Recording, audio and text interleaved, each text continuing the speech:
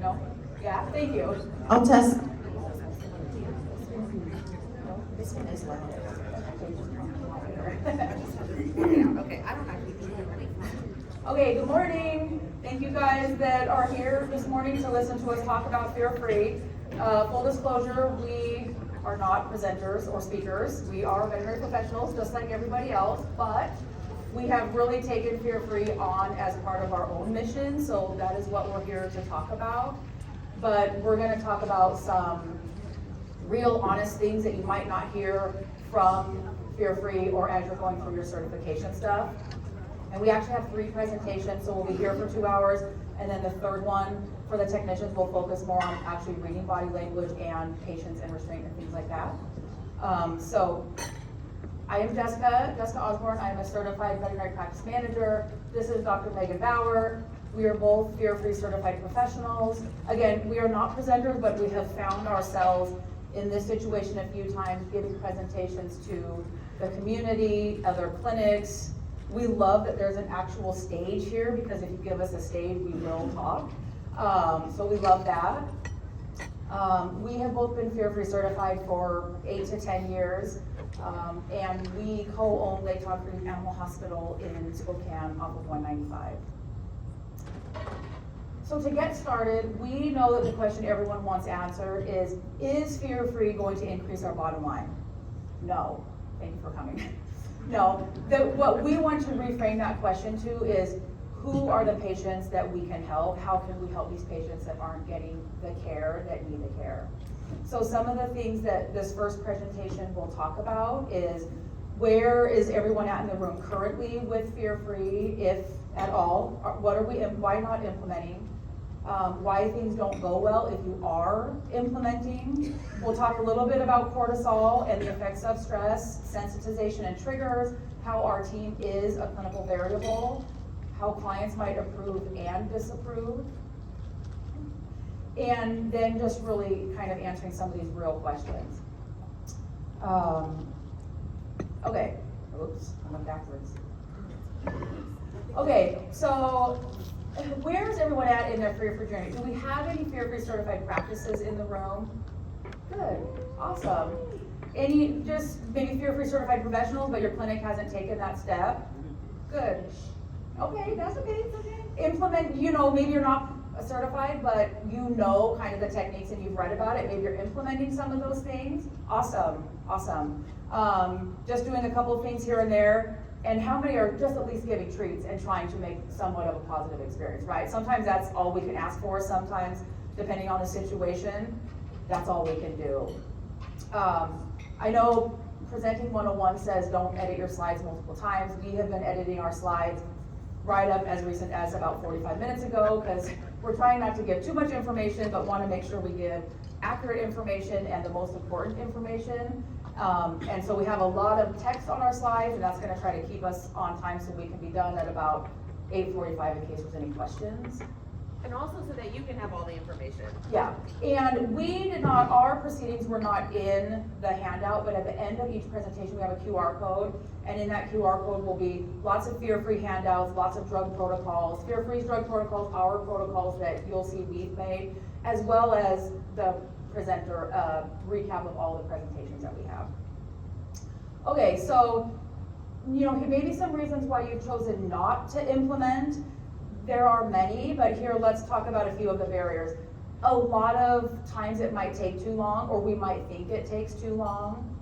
We're gonna need additional training, right? Not just the fear-free certification courses, but additional restraint training. Sometimes if you incorporate cooperative care, you'll need training there. We'll need more team members, yes, probably, and I know the thought of that for a lot of us is like, where am I gonna find more team members, right? We're having a hard time finding team members right now that we need. We're already too busy, so the thought of adding something else, whether it's the training or implementing something, we're too busy, and now you want maybe our appointments to be longer. Also, there is a cost, right? We want to know how it's gonna bring us more revenue, but there is cost associated with bringing the things in that you need to make some of this successful. The pheromones, if you do bandanas, if you do music, lots of treats, variety of treats.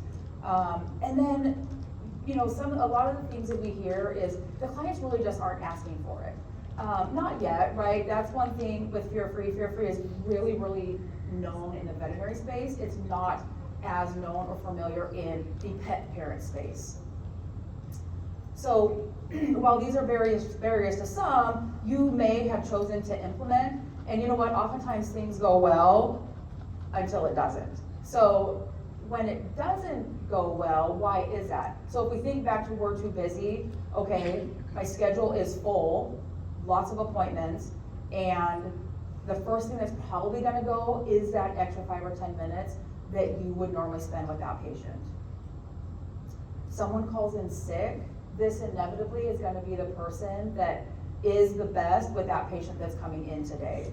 And that patient is very high stress, they need special handling, and that person calls out sick, or that person calls out sick and now we're just short team members, so we're gonna have to put fear-free and low stress on the back burner for today, and then we'll restart tomorrow. A very high stress patient comes in, and maybe, you know, sometimes maybe it's a new client, a new patient, and you didn't know they were gonna be high stress. What do we do? Because maybe we don't have real systems in place to help with that, and we don't have protocols to know what to do, and everyone's kind of doing their own thing.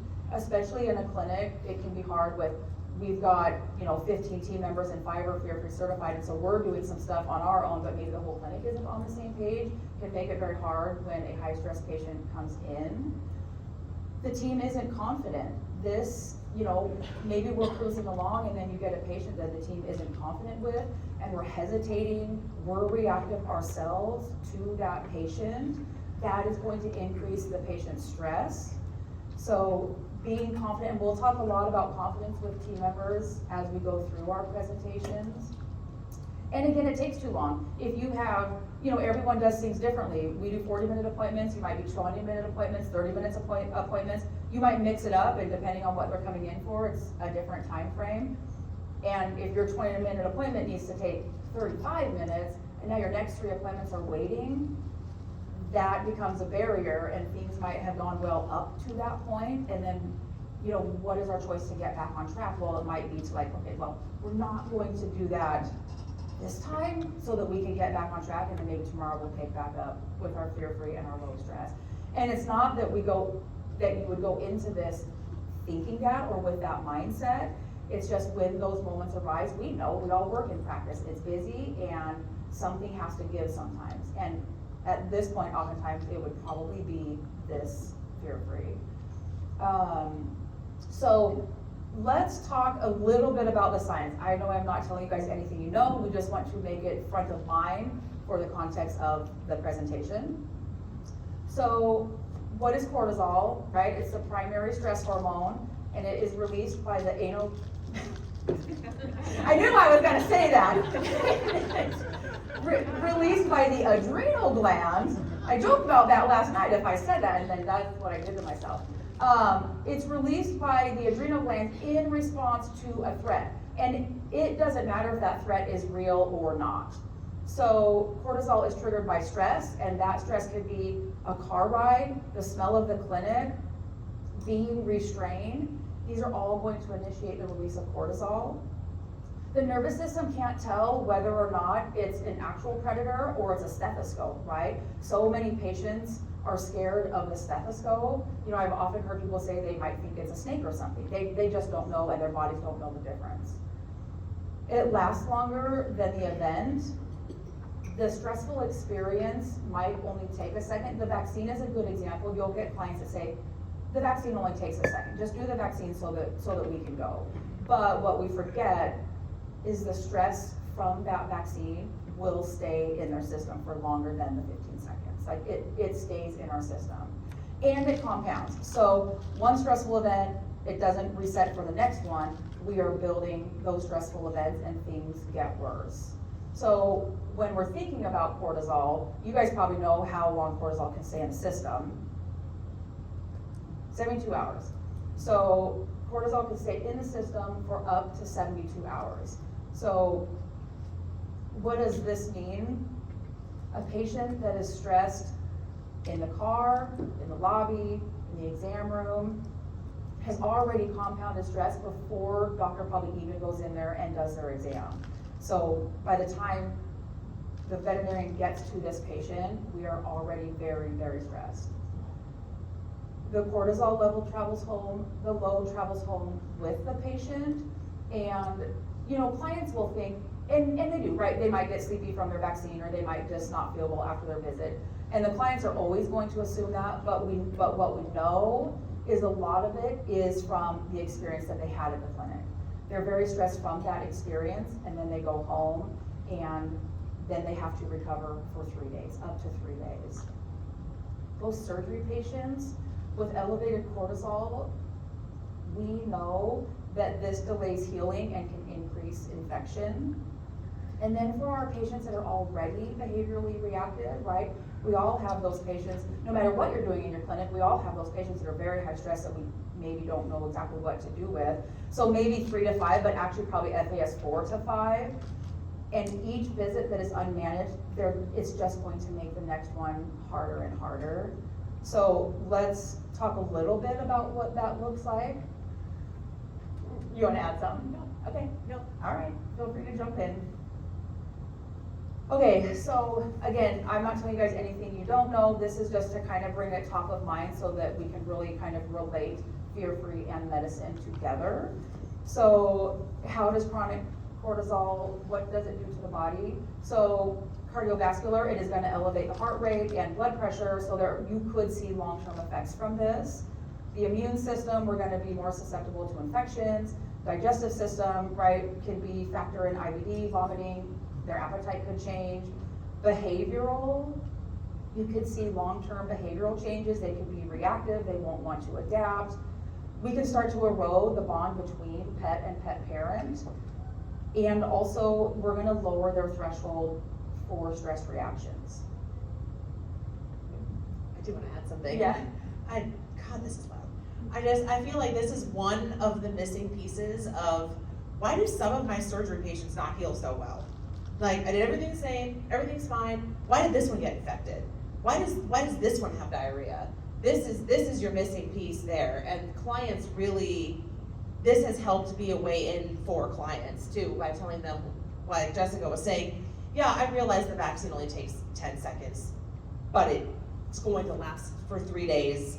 It's going to, maybe they'll have diarrhea after the appointment. Maybe it's not all the treats I gave them. Maybe it's them being upset.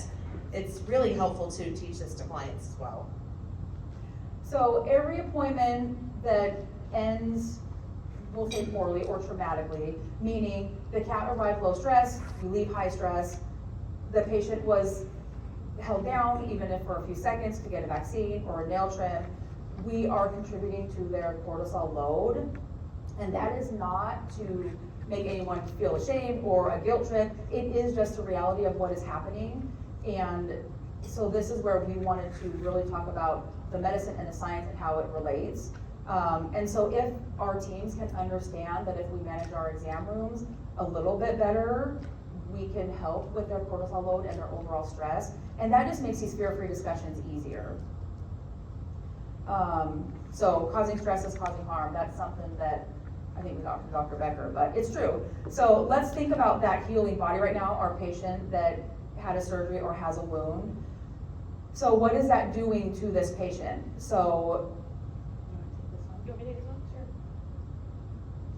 Sure. Okay, I just gotta get this microphone going. So, slows down wound healing, inhibits collagen, inhibits the cells that help build new skin. All of these resources are diverted away from tissue repair when your body is in fight or flight. So they're going to heal much slower, post-surgical patients, for example, than the calm ones, because their body is literally not prioritizing healing. They're trying to get away from, in their mind, what they assume is a predator. We all know cortisol, steroids are immunosuppressants. Wounds are going to become more vulnerable to infection also, and longer inflammation. Again, why is my surgical patient not healing? Well, because he was so stressed in his kennel, barking all day. We're used to it, we tune it out, they think they're under attack. And reduces, again, circulation to healing tissue because the body thinks it needs it for fight or flight to run away from a predator. Not a huge priority to heal an incision right now for the body. And so then you face with this patient who, because they had some stress, is not healing well, and it can really affect them. This, yes, the cortisol lasts in their system for 3 days. These effects last longer, obviously, than 3 days. So when we trigger this cortisol, this patient is going from maintenance and repair to survival mode. So this is where it's important that the medicine and fear-free, it can't be either or, like we feel very strongly, whether you want to say fear-free or low stress or whatever it is, that experience and the medicine need to go hand in hand. So make it part of the treatment plan, part of what you guys are doing, because we can't separate the physical and mental health of our patients. So let's talk a little bit about how this sensitizes our patients and how each visit can get worse. So we feel like, a lot of us might think that repeated exposure will help them adapt to the situation, and that isn't true, and the science says opposite. So if we have a baby that comes in 8 weeks old, first visit, they're mildly nervous. Well, why are they mildly nervous, right? There could be lots of reasons. The first puppy, it's a puppy, it's a baby, it's its first visit, depending on its breed, right? We might not really think a lot about it. They come back for multiple visits as a puppy, and then let's say they come back at 6 months, they've had those multiple visits, now they're a little bit more alert, but you're still able to get your stuff done. Now by year 1, when they're at their first annual, they're fearful, and this is where PDPs should be recommended. But if you don't do that, by year 2, they're likely to be reactive, and now you're going to have to sedate them. So, right, there's a lot of patients out there that just need to be sedated to even get the basic care that they need. So without some type of intervention, whether that's positive association, how we're restraining, anti-anxiety support, we are causing trauma by repeatedly seeing these patients and putting them in these fearful situations. And not intentionally, right? Obviously, none of us got into this field to cause harm to these patients. It's just with the introduction of fear-free, I think it has reframed a lot of things for us that now we find ourselves trying to undo that we have done with patients for so long. So there are a lot of conditioned fear responses, and some of those are going to be, what does the vet clinic smell like, right? They know exactly where they're going. The parking lot, they know they're at the vet. The carrier, the cat carrier, we'll talk a little bit about that, it's terrifying. And all of these become triggers for our patients. And so repeated exposure, we're gonna lower the threshold. So now these patients don't even need this experience, the anticipation is enough, right? They know that something is coming. So early intervention with fear-free really, really matters, because preventing these things is gonna be way better than trying to come back from them and trying to fix the situation that without a lot of work from the pet parent can be very difficult to do. So, we feel very strongly that we're either building trust or we're building trauma. And really both take about the same amount of time. So we'll talk a little bit about trigger stacking. I promise the science part is almost over. So trigger stacking, I'm sure everyone knows what trigger stacking is. We're taking these stressors, we're stacking them on top of each other. So stressor 1, we didn't eat breakfast. Now maybe we didn't eat breakfast so that we can eat treats in the room. Maybe we just already knew we were going to the vet, so we didn't eat breakfast. We got in the car, we love the car, but we know the way to the vet clinic, and we know we're going to the vet clinic and not like the dog park. Then we get to the vet clinic, and what's at the vet clinic? Other dogs, right? So we may see another dog, and then we're gonna start barking back and forth with the dog in the parking lot. We go in the lobby, right? There's sounds, there's other dogs, there's a very distinct smell that they can smell. And then we get in the exam room, and maybe we put them up on the stainless steel table. Maybe you have a mat, but we're still putting them up. And now there's multiple people touching me. Or at least it feels like it, because maybe there's only 2, but there's 4 hands and we're touching and we're trying to do it. Our exam, so stressor 6 is going to be the exam, and then whatever type of restraint is being used. By the time we need those vaccines, that patient is likely done and dysregulated, over threshold. Honestly, some are over threshold really at any level of these stressors, because these stressors, again, they're not in a flat line, they're stacking on top of each other. So What do we take away from that? Most of the time, one of these things is not going to be the thing that tips them over the edge. It is the accumulation of them.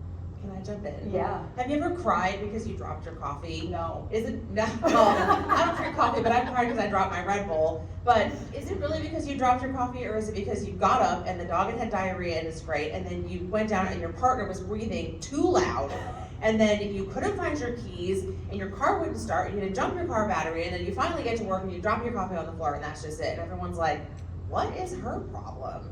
Get another cup of coffee. Like, it's not really about that. It's about all these other things that stacked up, and now I'm just done.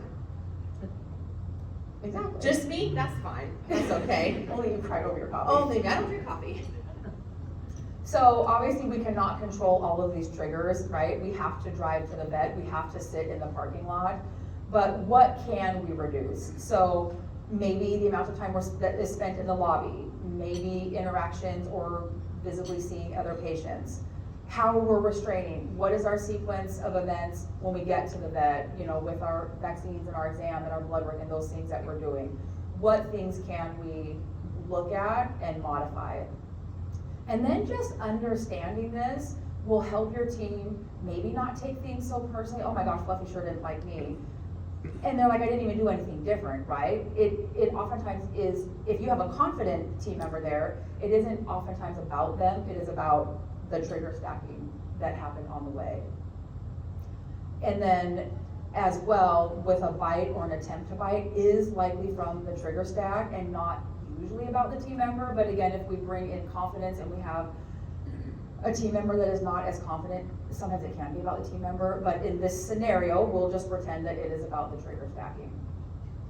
So but there's another place that stress can come from, and stress can actually come from the other end of the leash. So now we're gonna think about the pet parent, right? We all have the pet parent that might actually be causing the stress, and maybe, you know, even we have a couple patients where they are better away from mom, even though we try not to take them away from the owners. So from owner to dog, so the owner is nervous about going to the vet for some reason, and they are going to show that to the dog with their body language. If they already have the leash on the dog, are we holding on tightly to that leash? How are we breathing? How are we talking, right? The vibe just changes, and the dog is very fluent in that vibe that the owner is giving off. And at that point, they maybe haven't even entered your lobby. This stress response begins early, they're getting it from the owner, and now we're anticipating and know exactly what's going to happen after that. Or the owner's mad because their partner was breathing too loud and they dropped their coffee. And it doesn't even have to be about the vet visits. And we have had clients who were like stressed about something else, on their phone in a meeting, and the dog's like, what's going on? Why are you being weird? Or they're stressed about paying for the appointment, or they're stressed because their dog is sick. I mean, it doesn't even always have to do with fear-free, and you can just see the dog's like, what's happening? So now let's talk, yes? You can see that a lot of times when you just walk in the room. You can see that there's something wrong with the owner. And if you tune yourself into that, you can take some time and help that owner through that, and it'll make the whole visit better. Absolutely.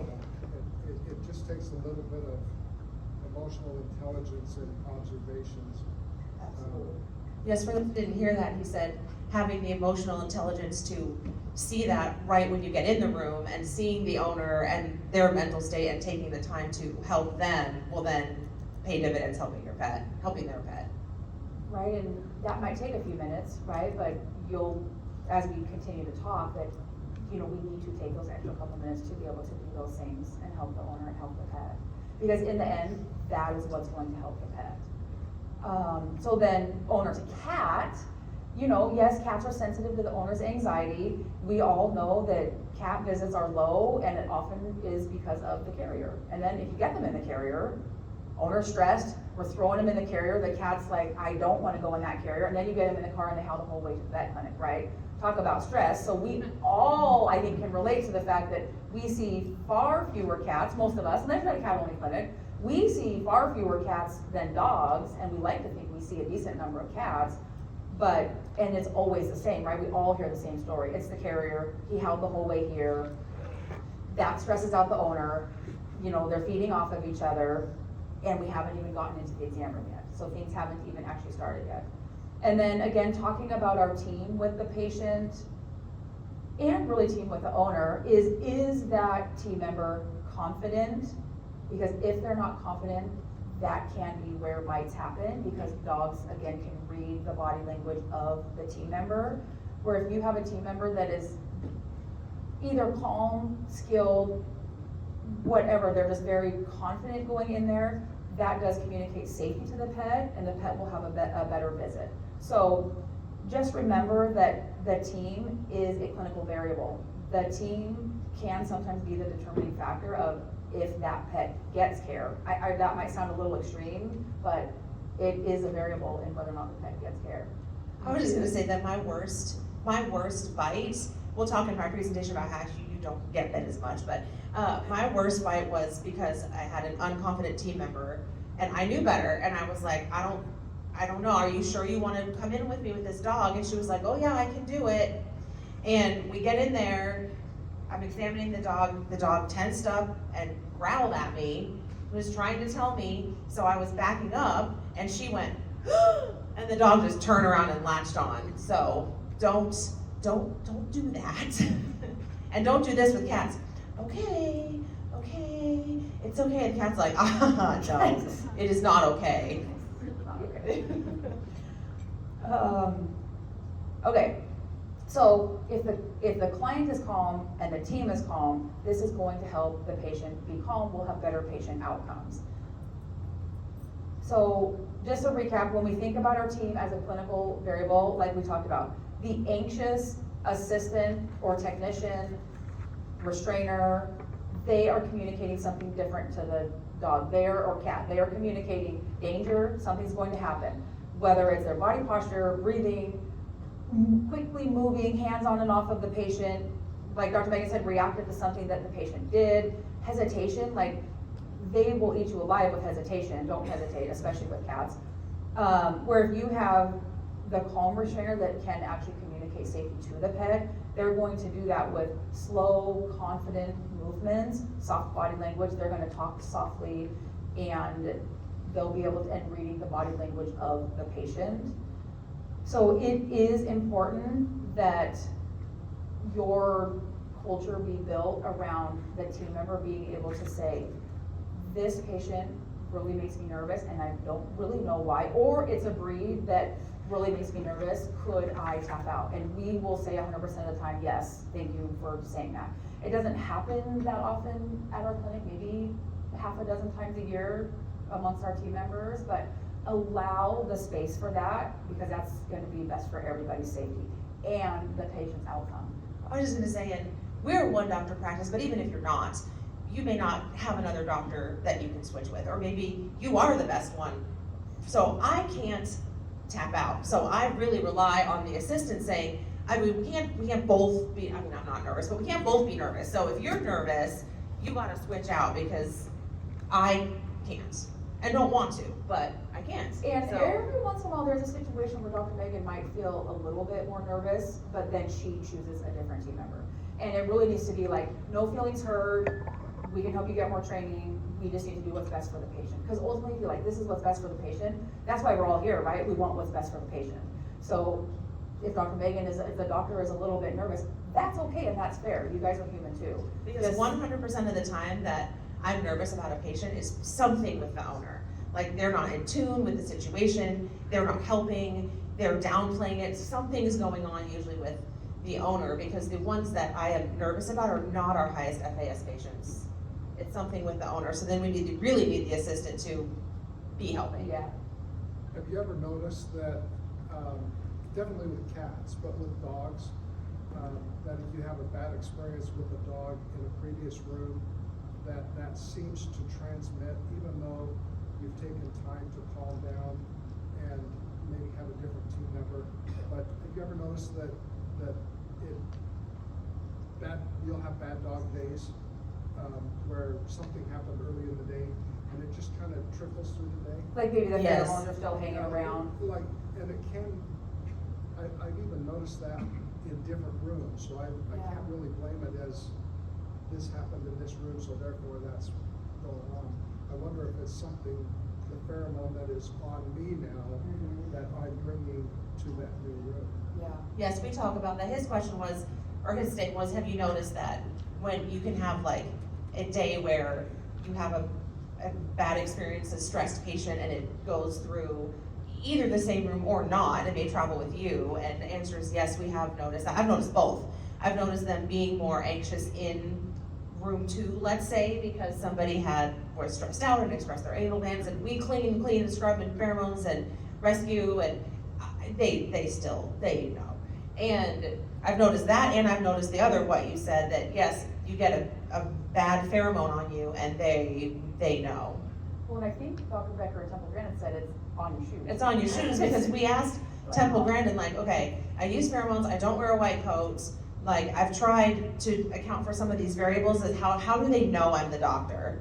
I dress like everybody else, I'll even go in by myself with some of these dogs in case it's 2 people, they still know, and Temple said, it's your shoes. The pheromones. It's the pheromones still on your shoes because you can't clean them the same way, there's really nothing you can do about it.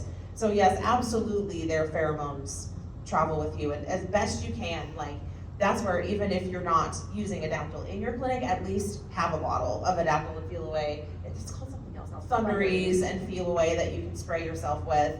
It helps. It doesn't make it go away, but it does help.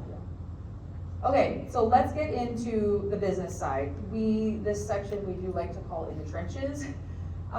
So what you can't get from the courses and things that we have learned over the last many years is that there are actually a lot of clients that don't appreciate this. They don't appreciate it. Some are actively opposed. You need to prepare your team for this. Your leadership needs to be prepared for this. The clinic owner needs to be on board that these clients might not like this, and what are you going to do about that? Are you okay that they leave? We know that there's a whole population of pets that just aren't getting care, and that often, we hear often that it's the patient is too aggressive. A word that we don't really use is aggressive, but we hear that a lot. The patient's too aggressive, they're too difficult, they're bad, they've been turned away from their clinic, and now the owner just isn't taking them anywhere. And in our opinion, Fear Free has opened the door for those pets to now get the care that they need. You need a consistent standard for the team. The team needs to know that when someone walks in, if they need PVPs and they don't have them, are we going to consistently send them home at roughly the same FAS level? What happens when they arrive at FAS 4 and 5? Do you have a plan for that? This gets us when it's a new client, right? It's a new client. We don't know that they're FAS 4 or 5. What are we going to do in that situation? And are we going to do that every single time? So it has to be a team standard, which I know can be hard, especially in clinics where maybe a few of you are Fear Free certified, and you should feel good about the Fear Free that you're able to do, but maybe your clinic isn't fully on board. It can be hard to set a standard that everybody follows. And it's hard for the clients if they get one thing from one person and something different from another. It can be really hard, obviously, for the client and patient. And then year 6 looks very different from day 1. Currently, we lose at least roughly half a dozen clients per month because of Fear Free, because clients aren't ready. But for us, again, this takes a lot of confidence from leadership and owners to you know what? We are committed, and that is okay. There is a clinic that will better serve that client's goals and better meet that client's goals. And I think that was both easier and harder at the beginning, right? Because the clients you lose at first is like, okay, bye. Yeah, don't let the door hit you, bye-bye, right? But now, the more we evolve and the more you evolve, it gets harder. Because now it's clients that were a good fit and just aren't gonna go with you the rest of the way. So I think that that's one of the few things that's actually gotten harder as it goes on instead of easier, because at first it was like, but now it's like, oh, that one kind of hurt, or they're just tired of it. Yeah.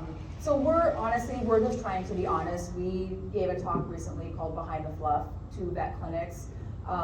last October to just kind of talk through these things, because we feel if we can be honest about these things and everyone has the full picture, then we go in with our eyes open and these things don't surprise us and we don't get upset for fear-free because of it. And Marty was like, will you talk at the IVMA, like, are you sure? You've heard our talks, like, we aren't glossing over things, like, we're gonna tell them the good and the bad. So more real talk, yes. So what is it that clients are not liking? So can we save that question? Because I do have some slides that talk about that, but if I don't touch on that enough, then let me know. So some more real talk is the idea of PVPs and how those are misunderstood, because this is gonna help answer your question. Everyone knows what PVPs are, right? Pre-visit pharmaceuticals. So that is the acronym that Fear Free uses. So what we have learned that it is important that the team understand the difference between sedation and the effects of these calming meds that the patient is taking. So what are PVPs? This is going to be some combination of medications, and everyone might use something a little bit differently. We have, like I said, at the end where our QR code is, we have all of Fear Free's drug protocols and then ones that we've made ourselves based on the specific FAS level. So these are going to be anti-anxiety medications that are given at home. We have our patients give them 2 hours ahead of time. That has really worked well for us. And by the time they get to the clinic, they are most of the time lower stress. Too sleepy after the meds, this is a big one from the clients. So remember the 72-hour cortisol, we were stressed from the vaccine, it took us 72 hours to get over it. Owner thinks that's because of the vaccine. Now, when we give the meds and they go home and they're very sleepy for the afternoon, the clients don't like that, especially if you incorporate aceclomazine as part of your PVP, which we do for our FAS5 patients. It's too sleepy and the clients have really gotten upset with us about that. But that is better than the 72 hours of having to sleep off their cortisol load. And then when PVPs don't work, well, they didn't work anyways, so we're just gonna come without them. Except we've changed our timing, we've changed our dosing, we've changed medications and incorporated more medications. So when medications don't work, that failed attempt is just helps you make a new plan. So make a new plan, make sure your team can educate clients to help make a new plan. So then for the clients, here are some of the things they're saying. I just don't want to give meds. You're forcing me to give meds to my patient. Well, they have a fear of giving meds and they need to be educated. They didn't work last time, we just talked about that. Okay, find something different. Can we just try without them? Well, if a client says that to us, then we feel like maybe we didn't do a good job at the last visit explaining what is happening to their pet in that exam room. So that's maybe yes, maybe no for us, it depends on the patient. I don't want to pay for them. If you guys are giving PVPs, I don't know what you choose to do. If you give them free but roll it into your exam, if you charge a small nominal fee for it, or if, like our highest FAS patients, just take prescriptions of them so that they have them at home to use in other areas of their life as well. You guys can decide, but oftentimes the PVPs can replace them having to be sedated, so it is less expensive for the client. And then, why does my dog need to go to the vet, be on drugs to go to the vet? We hear this a lot, and we have actually started relating it to people's mental health. So we have found that by relating it to, if you went to a very stressful thing and you went home and maybe you went to the dentist, right? Dr. Megan's scared to go to the dentist, and they give her a little bit of medication before the dentist. If she were to go home and sleep, what would we say? Don't bother Dr. Megan, let her rest. Hopefully you wouldn't call me Dr. Megan at home. I call her Dr. Megan when we're camping, I don't know. But we would let that person rest, right? If I picked up Dr. Megan and had to take her home, we would just let her rest and don't bother her till the morning. But we have a hard time doing that, clients have a hard time doing that with their pet. He's sleeping, we're like, he will sleep, and as long as you can rouse him up and he perks up to his name and goes back to sleep, great, that's fine. But that has been very difficult for clients to understand. I don't know if you had something to add. No, I mean, I sure can. I mean, Yeah. that's the biggest thing we hear. And this sounds dramatic, but they mean it with their whole soul. Oh, I thought he was gonna die. Like, probably not from some gabapentin, but I hear you that you were freaked out. Right, and then they spend the entire night being like, fluffy, like, okay, it's okay, just leave him alone, it's all right, he can sleep, like, woke him up every 30 minutes. And then Fluffy's gonna sleep for 3 days because he's like, can I just, Now he's getting the cortisol overload from Yeah. the owner. yeah, like, I'll even demonstrate in the room, just, if you're like, and they wake up, then leave them alone, but it's really, there is really some kind of barrier to seeing them sleepy. So, Which but- I don't feel like we've even still fully cracked why they don't want to see them sleepy. So all of these, we try to look at these all as teaching moments, right? If that client gets mad and leaves, we can take, then we're like, okay, so we need to be a little bit better about saying this or that, and use them all as teaching moments. This isn't a plug for us or anything, but in your free time, get on our Google reviews and check out the learning opportunities that have been on there and how we respond, because our team lives. Why have so many bad Google reviews? Sometimes they know about Google reviews before I do, because they're like, did you see we're waiting for Jessica's response? All of their partners are like, is there a new review? I mean, everyone. So you can really use them. And our clients will come in and be like, I chose your clinic because of how you respond to reviews. We are not saying that reviews are easy, but we are saying that you will lose some clients, and it is difficult. So Dr. Megan started talking about long-time clients that disagree. They, the ones that disagree right out of the gate, look, Dr. Megan, I was here with your dad, he didn't have any of this BS, I'm leaving, right? I'm not on board with this. Great. Yeah. Yeah, right, actually, could you guys all leave and we'll start over with Dr. Megan's clients? Not really, because we do have some good long-time clients, but it's very hard, and it's very hard for those doctors that have had long-time relationships with these clients to see them go or not make exceptions, right? Okay, for you, that's okay, we will just do this. So they will want to leave, or they need some really, really good education. The Google reviews, I've not always been happy about Google reviews, and when I get them, I'm like, oh my God. And then I'm like, nope, you know what? It is an opportunity. They have given me a stage to educate the people that are going to read them.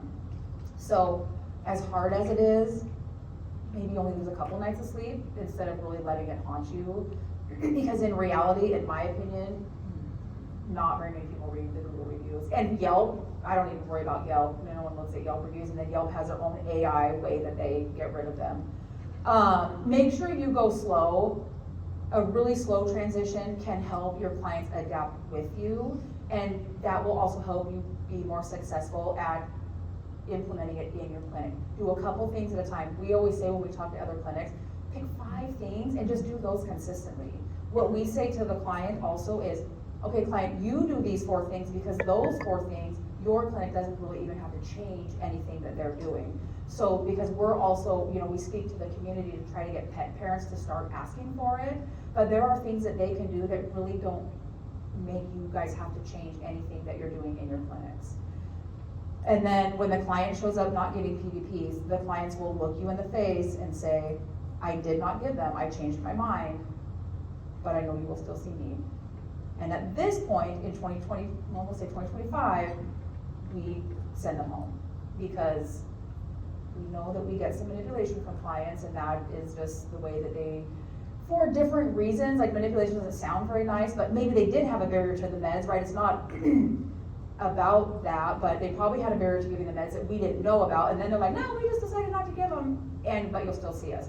And if you do, just remember what that's gonna mean next time. You will never get them to use PVPs. To answer the question that nobody asked, but some of you might be thinking, yes, they still pay for that appointment.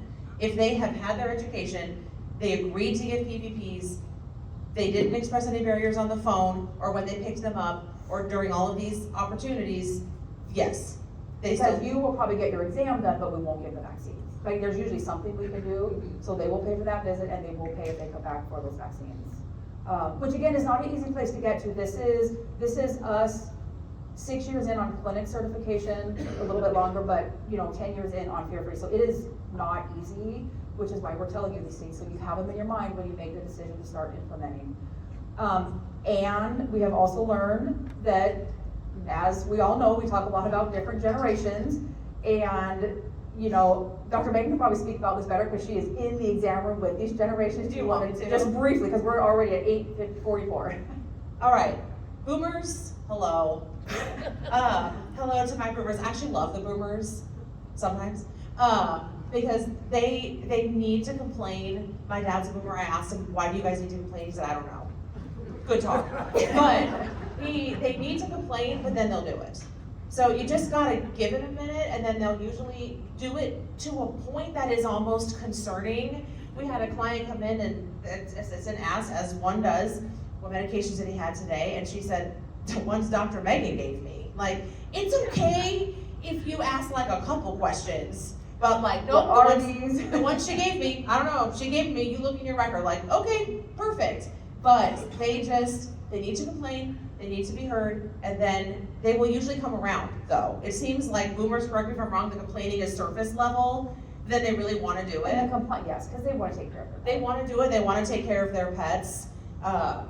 They want them, they don't want their pets to be upset, because a lot of them are retired and they spend all day with these pets, they don't want them to be upset. Do you want to talk about Gen X? That's y'all, because I'm Gen only X. complaining about Hi, the guys. Xers. The Gen Xers are hard. This is probably the most difficult group because we go to the vet, we have a plan, we took some time off of work, and we don't want that plan changed. So when you tell a Gen X and mix a Gen X with an FAS3 dog, you are not getting anywhere, and they will probably leave your clinic. We don't want our plan changed, right? If we came, we took the time off, we don't want to have to come back. So with our Gen X's, we might find that they will maybe sedate that day and then probably self-select themselves out of our clinic, but it's a tough crowd. And in my personal opinion, it comes from, we had a plan and we don't like that plan to be changed. Yeah, y'all are 10 toes down with the complaining. And then the millennials and Gen Z, slay queens, they're probably the most on board of anyone, because they are also the ones who are following these influencers online. They're seeing these things, they're bringing it up. They are probably on mental health medications. I can say that because I am, it's totally fine. We get a lot of like, oh my God, we'll take our Prozac together, Prozac queens. Easy, they're on board. We started calling alprazolam Xannies because everyone can relate to that. Again, we're trying to find ways to relate this to the human. Yeah, And when so you say, we're going to prescribe some PVPs for your pet, they're like, I don't think so. When you're like, we're going to get a little Xanny, like I take you to go to the dentist. They're like, oh my God, okay, that's great. Can I have one too? ask your doctor. So there is very distinct differences, right? And that really is when we're communicating with any generation, but we have just really started looking into this the last year of like, like this is very interesting. And then, being able to then communicate with them appropriately has really worked for us. Okay, so we have only a few more minutes. So patients not getting care, there are a lot of patients not getting care. We'll just kind of go through this a little bit quickly. They're mislabeled as aggressive or too difficult, but they are scared. Most of the time, they are scared, and labeling them has closed the door in care. Whether that's the vet won't see them and then the owner thinks, well, nobody will see them, or the owner just feels shamed and embarrassed and just doesn't want to take them in, right? Because we know that dog owners feel shame and feel responsible for their pet's behavior. And then sometimes when clients call and try to describe what is going on, like their pet's mental state, the clinic is like, I just don't think we're gonna have the capacity to see you, and so they get turned away.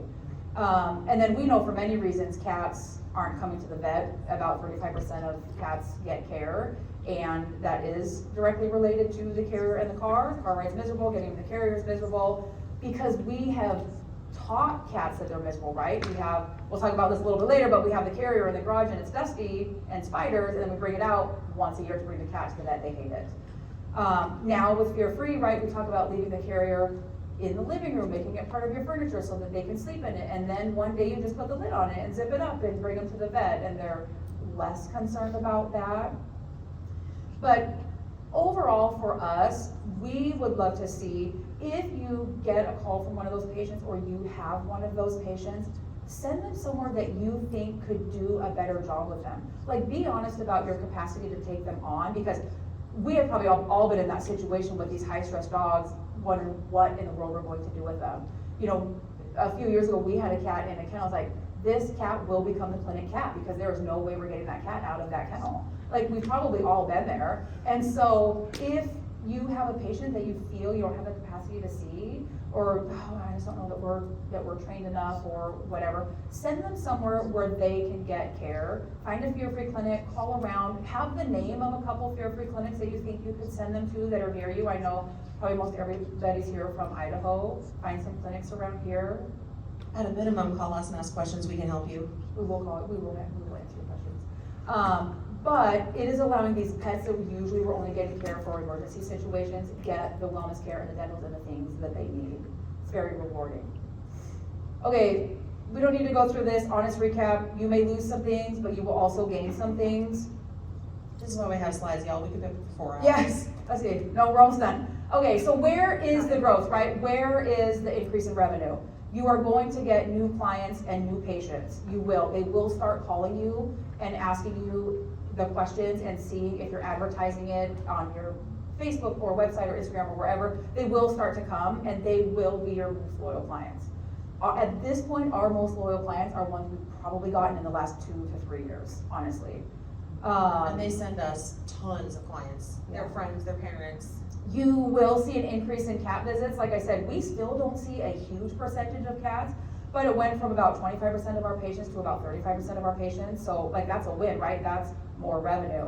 Treatment compliance, when the owner is not stressed and the team is not stressed, everybody can make the recommendations, listen to the recommendations, and approve the recommendations. And because your patient is lower stress, we can actually be successful at getting the blood work, getting them sedated, to take x-rays and all of those things. So the increase in revenue from treatment compliance can be significant.